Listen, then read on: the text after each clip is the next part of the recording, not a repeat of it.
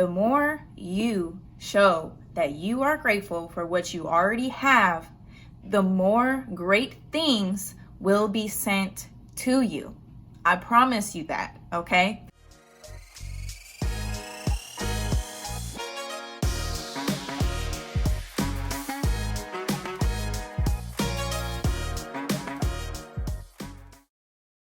What is up, you guys? It is Jazz, and on my channel I talk about nursing, hair, and holistic health and wellness. If it is your first time clicking on one of my videos, thank you so much for coming to hang out with me today. And if you are returning, thank you so much. I really appreciate the support.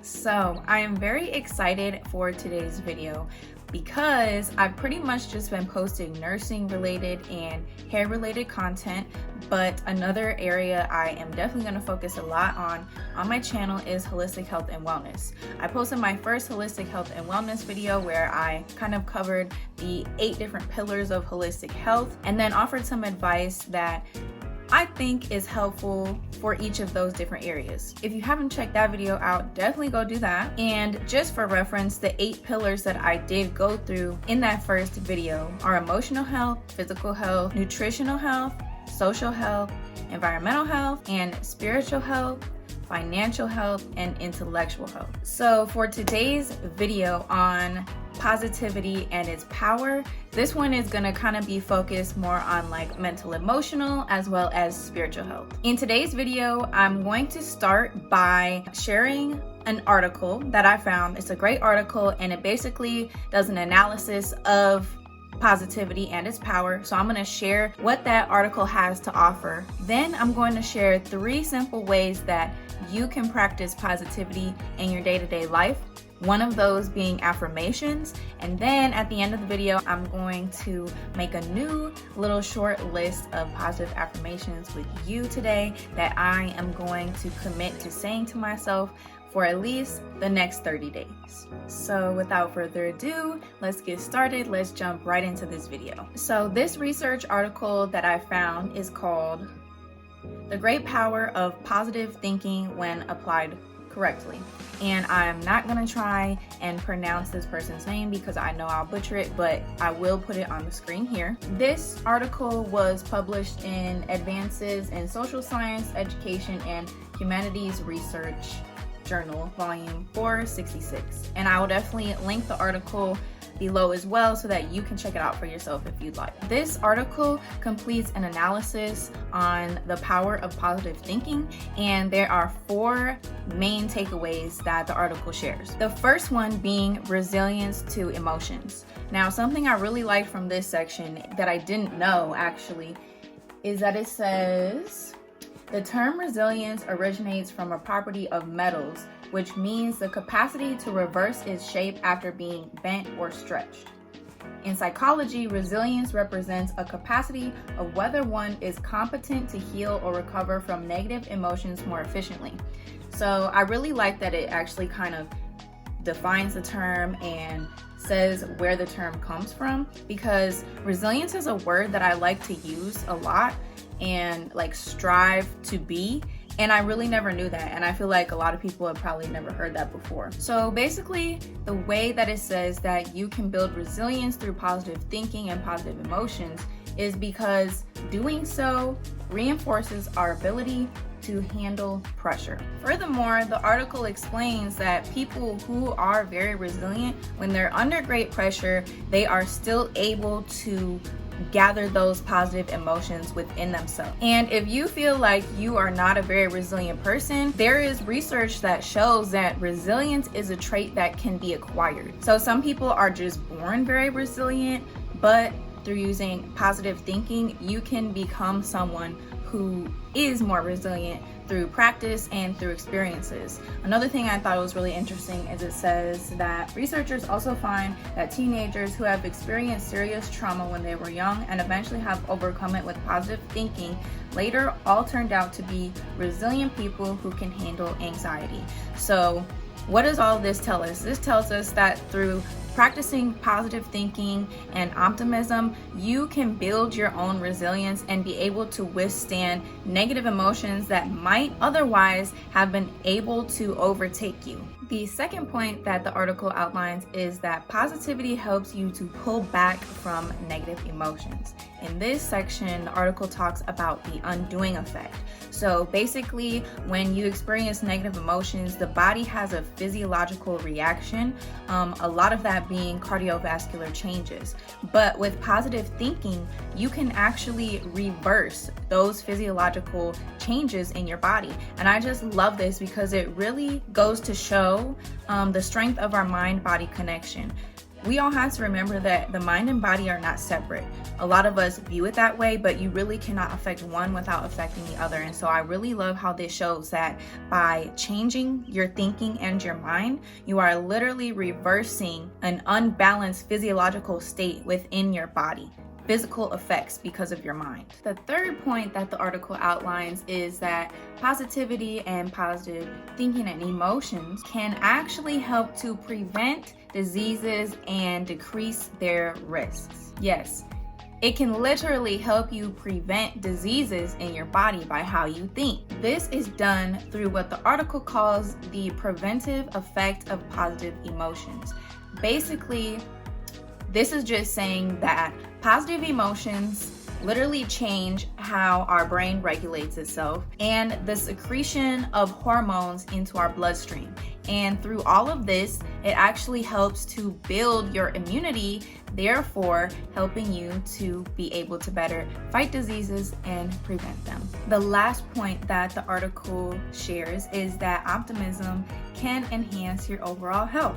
Now, this is done because optimism, positive thinking, positivity, it helps to speed your recovery time as well as decrease recrudescence, or basically just like an illness coming back. The article says, scientific researchers have already proved that optimism leads to a lower possibility of illness and high speed of healing. For instance, after a heart transplant, positive expectation usually suggests greater health. A little bit further down, according to Affleck, he found out people who acquired new meaning of life after their first heart attack had less potential of the second heart attack. So basically, this is just saying that if you think positively and you believe that you will get better and you will heal, then you will, because the mind believes it and the body achieves it.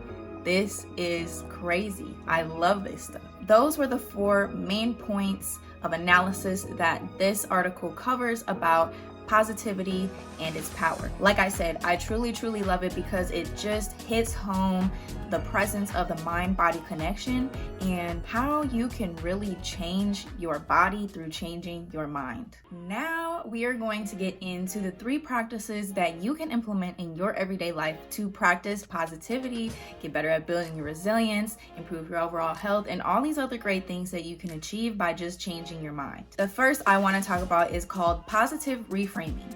I don't know where I first heard of this. I think it was in school somewhere, but positive reframing is basically just changing the way you view a situation. It is not changing the truth or the matter of fact about a situation or a person or whatever it may be, but simply you yourself changing how you view that and think about it. That might be through just like looking to a positive or upside, or through trying to take a life lesson out of that. So if you want to practice positive reframing, there are 3 simple steps that you can do to implement this. And those 3 steps are detect, describe, and direct, or the 3 Ds as I like to call them. First step, detect. Basically, when something happens and you're experiencing negative emotions towards that situation, person, experience, whatever it may be, you want to sit back and observe and detect those negative emotions. Basically, just realize the occurrence of those emotions within yourself. Number 2, second thing you're going to want to do is describe. Once you have sat back and observed and realized this occurrence of an emotion within you, you then want to describe how you are feeling. Try to just be matter of fact with this. And step 3, direct. Now you want to direct your mind to think about this in a new way. So instead of thinking about it with negativity, you want to direct yourself in a new direction and try to think about it in a positive light. So just a quick, very basic example of positive reframing. Let's say you're in a situation where you are confused or embarrassed because you don't understand something. And so the thought that comes up in your mind is, wow, like I'm so dumb. Why don't I understand this? A way to positively reframe that is to say, I am learning. Okay, you see how you could look at it either of the two ways. You don't understand something, so you could either say, I'm stupid, I'm dumb, or you could say, I am learning. It's a very big difference. Just another very, very quick example is saying, will I ever find happiness? You can reframe that to say, what am I grateful for right now? And that brings me right into my second practice that you can do in your everyday life to practice positivity, and that is expressing gratitude, practicing gratitude. This is something that I really stand behind and live for. A while ago, I decided that I wanted to practice daily gratitude. I was one day at Goodwill shopping for books because Goodwill is a great place to get some books. You know.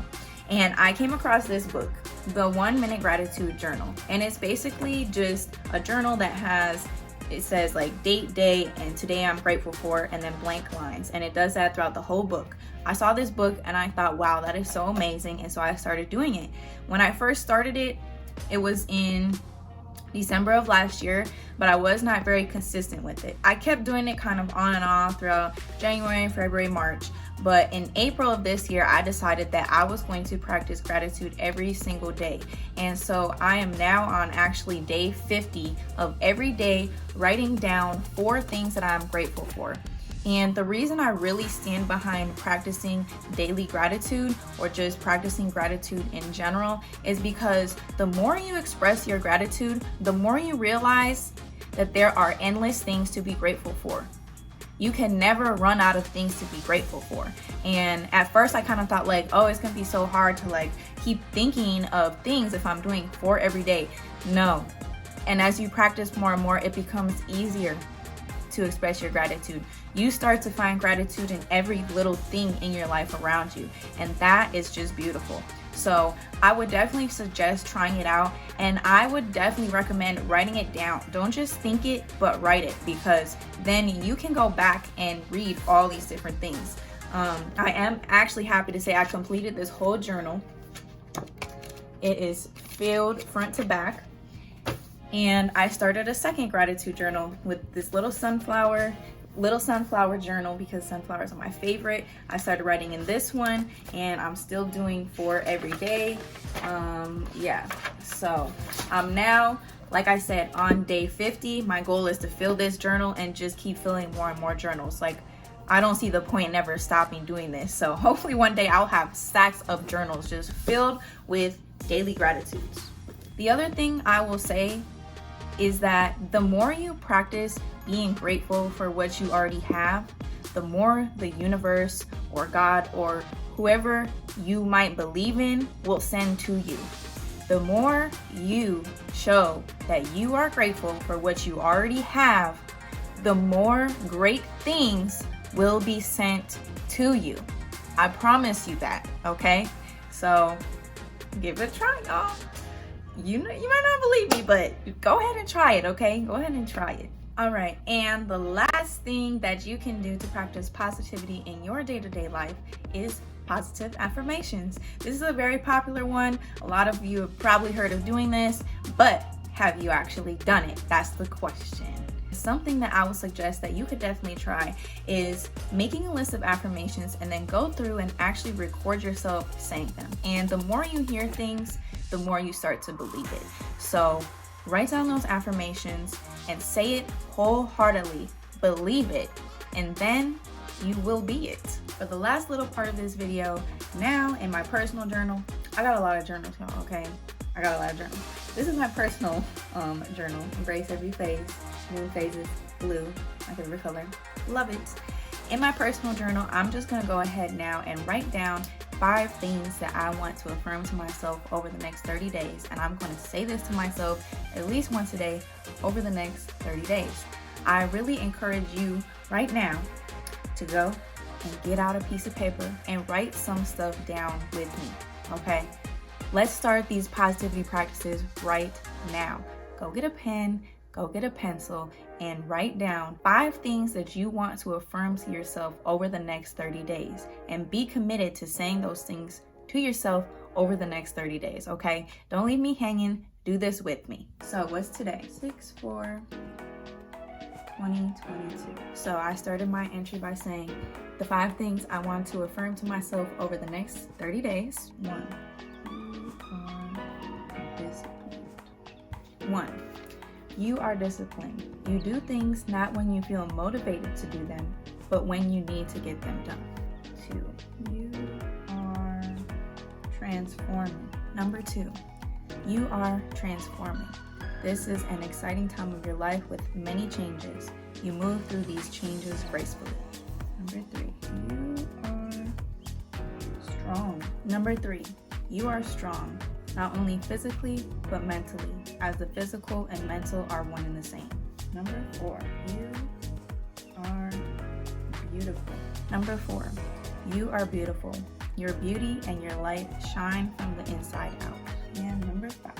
You are...